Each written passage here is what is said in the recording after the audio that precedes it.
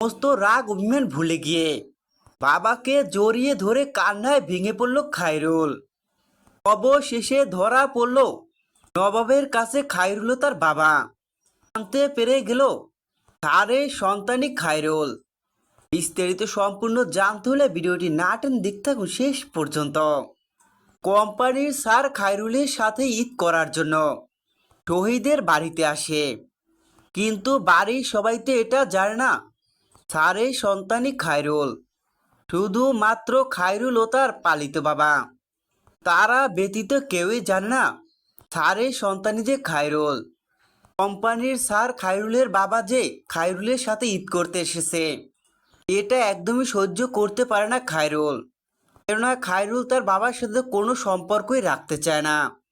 কিন্তু খায়রুলের বাবা তো খায়রুলের সাথে ঈদ করার জন্য, এমনকি সন্তানকে কাছে পাওয়ার জন্য অনেক চেষ্টা করছে। দেখা যায় খায়রুলের বাবা রাস্তায় দাঁড়িয়ে খায়রুলের সাথে কথা বলছে, নিজে সমস্ত অন্যায়গুলো স্বীকার করে খায়রুলকে অনেক বোঝানোর চেষ্টা করছে খায়রুলের বাবা। এক পর্যায়ে দেখা যায় খায়রুলের বাবা খায়রুলকে নিজের মনের কষ্টের কথাগুলো বলে খায়রুলকে কাছে টেনে নেয়। খায়রুলও তার বাবার মনের কষ্টের কথাগুলো জানতে পেরে বাবাকে ধরে জড়িয়ে কান্নায় ভেঙে পড়ে খায়রুল। আর এই বিষয়টাই দূরে দাঁড়িয়ে দেখতে পায় নবাব। তখনই নবাব জানতে পারে স্যারের সন্তান খায়রুল। তো বন্ধুরা, দেনা পাওনা ধারাবাহিক এসবই তোমরা দেখতে হয় আগামীতে।